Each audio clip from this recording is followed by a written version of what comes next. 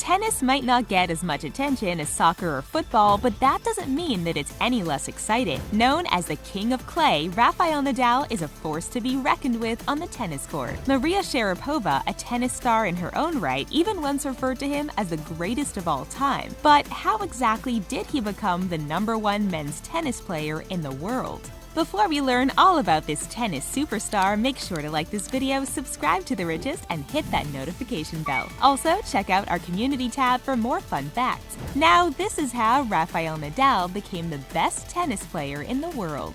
Born in Mallorca, Spain in 1986, Rafael Nadal started training for his career at a very young age. His uncle, Toni Nadal, a former professional tennis player, was the one who introduced the sport to him when he was just 3 years old. Noticing Nadal's aptitude for the sport, Toni decided to become his coach and put all of his efforts into making him the best player in the world. Nadal was trained and mentored by his uncle for 28 years, and he won 16 Grand Slams, 30 Masters Series titles, and 2 Olympic gold medals while under Toni's tutelage. At the age of 8, Nadal won an under-12 regional crown. He then went on to win Spanish and European age group junior titles by the age of 12. He turned pro at 15 and made it to the semifinals of the boys singles tournament at Wimbledon the very next year. And at the ripe age of 17, Nadal won his first ever match against the #1 men's tennis player at the time, Roger Federer. As you can imagine, this tennis pro faced a ton of pressure while growing up. More pressure than the average kid faces, that's for sure. Not wanting him to get too cocky, Toni was always telling Nadal that he could do better. While Toni's method pushed Nadal to always improve, it also made him feel insecure at times. However, he credits his uncle's strict training for making him one of the strongest players mentally on the court. His family also seemed to help keep his ego in check when he was younger, and they once turned down an offer for him to train at an elite Barcelona academy. Wanting him to finish his studies close to home, they sent him to a sports boarding school that was nearby instead. That being said, his family is his biggest support system today. Nadal is very close with his entire family, which he claims is because he's from a small village. He tries to be around them as much as possible. He's particularly close with his younger sister, Maria Isabel, who he reportedly calls or texts at least 10 times a day. When he was just 19 years old, Nadal discovered that he had a congenital condition that affected his feet, and he was told that his tennis career might be over. His family was there to support him as he cried over this news, and his dad even told him that he could always turn to professional golf if he ever had to stop playing tennis.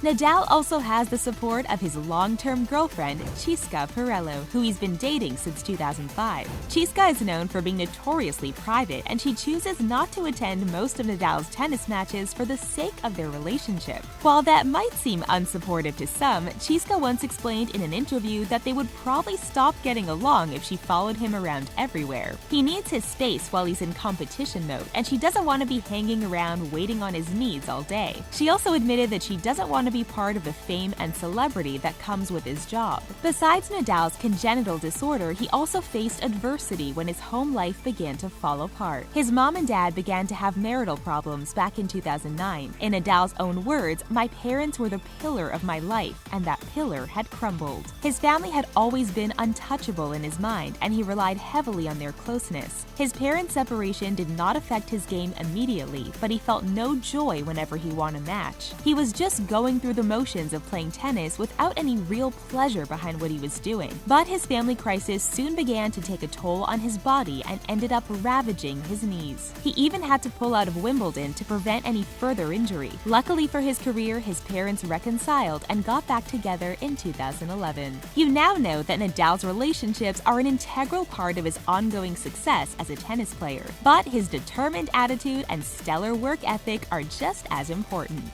Nadal is largely considered to be one of the fittest tennis athletes around, and he's constantly working on improving himself in the gym. His workout routines focus on improving his coordination and footwork on the court. He also does a lot of sprint training to help him to sprint back into position during his matches. Nadal even trains specifically for different court surfaces and has special exercises to help him prepare for Wimbledon. While his arms tend to get a lot of attention, Nadal swears that he doesn't do anything special for them. He just does what any other tennis player player would do to keep their arms in good shape. Nadal believes that the key to his overall fitness and health is extensive stretching. He even has a personal therapist who stretches him out every day. And if you think that he has a competitive streak on the tennis court, he's admitted to being even more competitive while playing golf, which he enjoys playing for fun. As for his diet, Nadal isn't really strict about what he does or doesn't eat. He just tries not to eat anything too heavy on the days before he plays a match. More importantly, he still allows himself to indulge in one of his favorite things in the world, chocolate.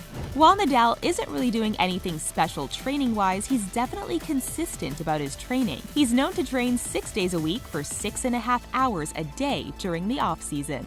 Like we mentioned earlier, Rafael Nadal is the king of clay, and he celebrated his 400th clay court match win back in April 2018. But what makes him such a good player? Perhaps it's all thanks to his uncle forcing him to play left-handed when he was younger, even though he was naturally right-handed. Or perhaps he just trains harder than his opponents. Whatever his secret is, it's allowed him to earn over $98 million in prize money during his career thus far. With his net worth estimated at $160 million, it's clear that Nadal is doing something right. And the best part about him is that he's super humble about his success. Even after winning dozens of tournaments, he still practices the humility that his uncle taught him when he was much younger. And if you're curious to know where you can catch this superstar next, he's going to be taking part in a 2018 US Open that begins August 27th. With over $53 million in full prize money for this year's event, it looks like Nadal will have a shot at making his prize money pot grow exponentially bigger. Make sure to keep an eye out for it because it's not an event that you're going to want to miss. That's it for how Rafael Nadal became the best tennis player in the world. Would you rather have Nadal's amazing tennis skills or all of the money in his bank account? Let us know in the comments below. Also give us a shout if you think there's someone out there better than Nadal. Thanks for watching, and don't forget to subscribe.